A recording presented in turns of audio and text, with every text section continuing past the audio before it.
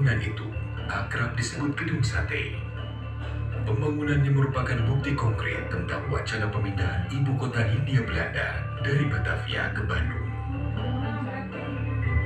Pemindahan tersebut melahirkan konsep berdirinya Balai Agung yang terdiri dari serangkaian gedung megah instansi pemerintahan Hindia Belanda. Kompleks ini bernama Gouvernementsbedrijven. Gedung Sate adalah gedung pertama yang dibangun dalam kompleks tersebut. Tahun 1924, Gedung Sate rampung dikerjakan.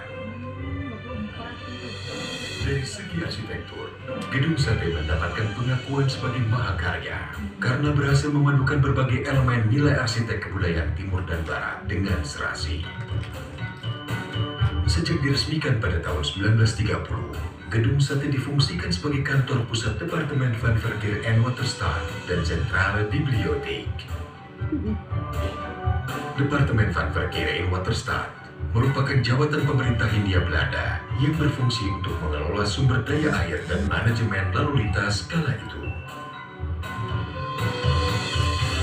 Centrale Bibliotheek merupakan perpustakaan dengan koleksi gabungan dari 7 jawatan pemerintahan Hindia Belanda. Penggabungan ini menjadikannya sebagai perpustakaan terbesar di Asia Tenggara.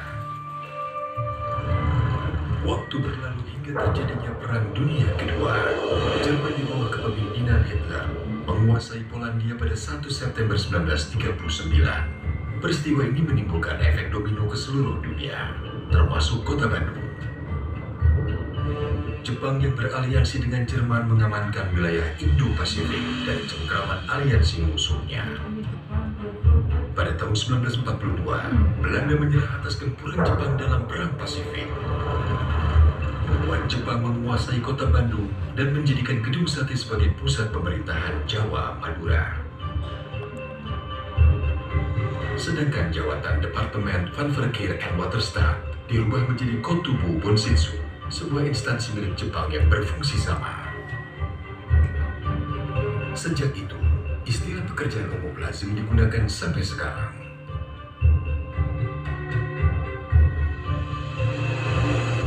Pada tanggal 6-9 Agustus 1945, Amerika Serikat menjatuhkan bom atom di Hiroshima dan Nagasaki, Jepang.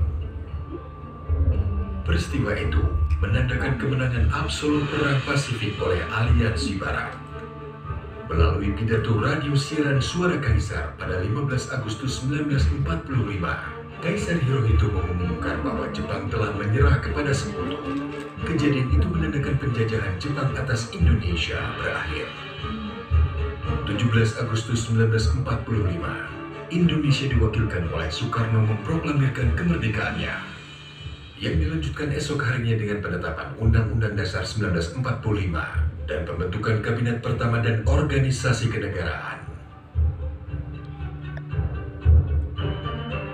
Dalam kabinet pertama itu, Menteri Pekerjaan Umum dijabat oleh Adi Kusno Cokrosuyoso yang berkantor pusat di Bandung, Gedung Sate.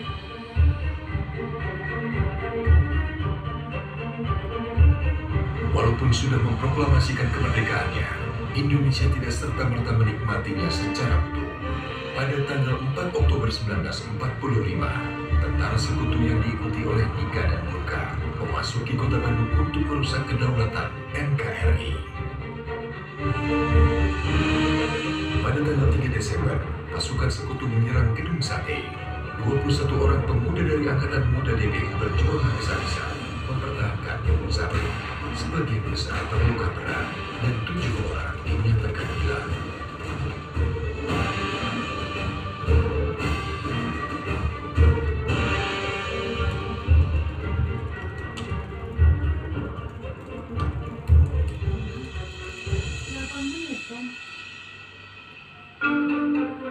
Baru pada tahun 1952, ketujuh pemuda yang hilang dan dinyatakan gugur ini dapat ditemukan kerangkanya terkubur di halaman belakang Gedung Sate. Kerangka ini kemudian dipindahkan ke Taman Makam Pahlawan Ciputra. Ketika Insinyur Hadi Juanda menjabat sebagai Menteri Pekerjaan Umum, tanggal 3 Desember ditetapkan untuk diperingati sebagai Hari Kebaktian Pekerjaan Umum.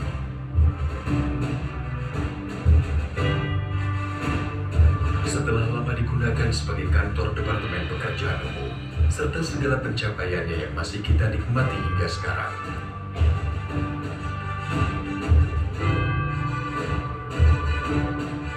Tahun 1980, Gubernur Jawa Barat Aan Kunaifi memindahkan kantor Pemprov Jabar dari Gedung Kertamukti di Jalan Braga ke Gedung Sate.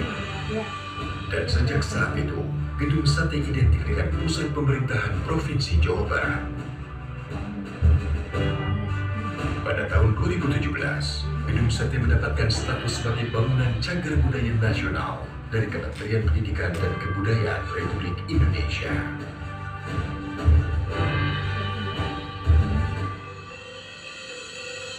Gedung Sate, mahakarya klasik tak lekang oleh waktu. Sebuah landmark Jawa Barat yang kita jaga dan cintai, menjadi saksi sejarah perjuangan bangsa Indonesia agar menjadi bangsa gemah ripah, repeh rapi.